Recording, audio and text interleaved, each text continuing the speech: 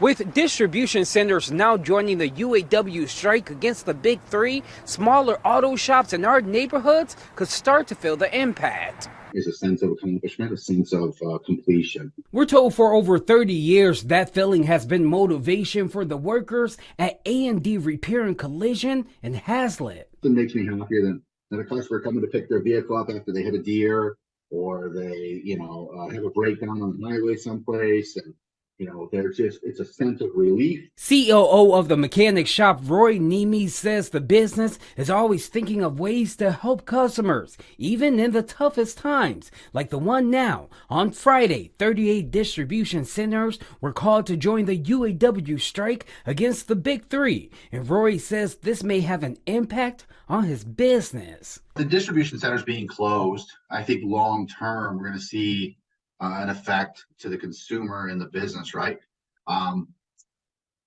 It will lead to longer repair times. It will lead to customers without their vehicles longer. But Rory says A&D is trying to prevent that. We've thought outside the box, and we did it during COVID, so we're very used to it. We're ready for it. We're ready to do it again.